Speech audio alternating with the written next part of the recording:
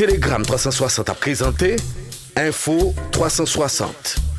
Info 360 et on condensé actualité journée en 360 secondes.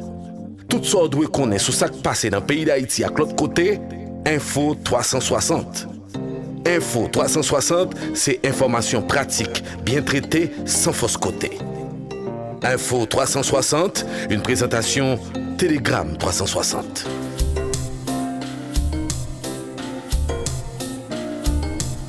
Bonsoir, bon début de semaine, bienvenue à Info 360. Au sommaire de l'actualité, avec 13 voix pour, 2 abstentions et 0 contre, le Conseil de sécurité des Nations Unies vient de donner son approbation à l'envoi d'une force multinationale en Haïti.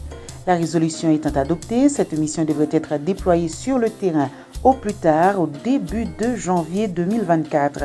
C'est une étape positive et décisive pour amener la paix et la stabilité dans le pays, selon la représentante du secrétaire général des Nations Unies en Haïti, Maria Isabel Salvador. L'Association nationale des magistrats haïtiens se dit consternée par l'assassinat du magistrat Québec-Jean dans la nuit du mardi 26 septembre à la plaine du culte de Sac. L'ANAMA déplore son départ et regrette la disparition d'un homme de loi qui était attaché à la vie. Sachez que depuis le début de l'année, pas moins de 2439 personnes sont mortes dans les violences en Haïti selon un rapport de l'Organisation des Nations Unies. Info 360. Reprise ce lundi 2 octobre des travaux judiciaires des cours et tribunaux de la République. Une cérémonie s'est déroulée ce matin à la Cour de cassation en présence des plus hautes autorités du pays. Le président du Conseil supérieur du pouvoir judiciaire demande au chef de juridiction de prendre toutes les dispositions nécessaires afin d'assurer la distribution du service public de la justice dans leurs juridictions respectives. L'ancien président Michel-Joseph Martelly est invité ce mardi 3 octobre à répondre aux questions du juge d'instruction Walter Wesser-Voltaire autour de l'assassinat du président Jovenel Moïse. L'ancien dirigeant Ted Kali a pris l'avion ce lundi 2 octobre en direction de Port-au-Prince en provenance des États-Unis. Le magistrat instructeur poursuit sa série d'auditions en vue de collecter les indices et les preuves dans ce dossier. Autre sujet, l'Association des industries d'Haïti presse le gouvernement de travailler avec l'ensemble des secteurs du pays, y compris les entreprises, en vue d'élaborer un plan visant à rendre le pays autosuffisant. Dans un communiqué daté du samedi 30 septembre 2023, l'ADI souligne que jamais plus Haïti ne doit se retrouver dans une situation de vulnérabilité similaire à celle qu'elle connaît actuellement. Et sachez que l'avocat Patrick Pierre-Louis devient le nouvel homme fort du barreau de Port-au-Prince. Il a remporté vendredi le scrutin destiné à cette fin avec 215 voix en devançant respectivement ses rivaux, Maître Patrick Laurent, 171 et Maître Au-Nom-Dieu Geste, 25.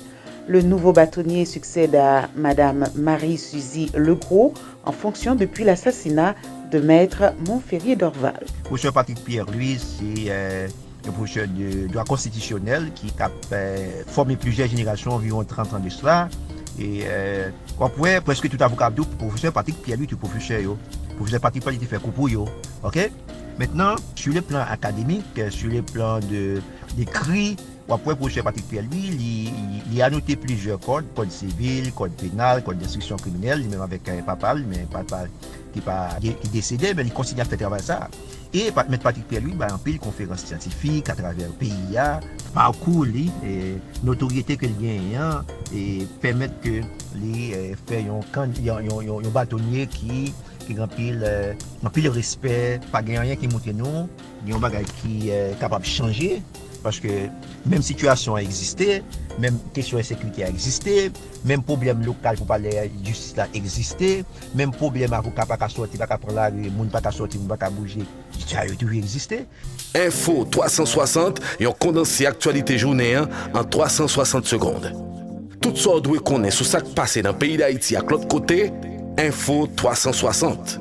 Et les États-Unis ont évité in extremis la paralysie de leur administration fédérale avec l'adoption par le Sénat d'une mesure d'urgence permettant de continuer temporairement son financement.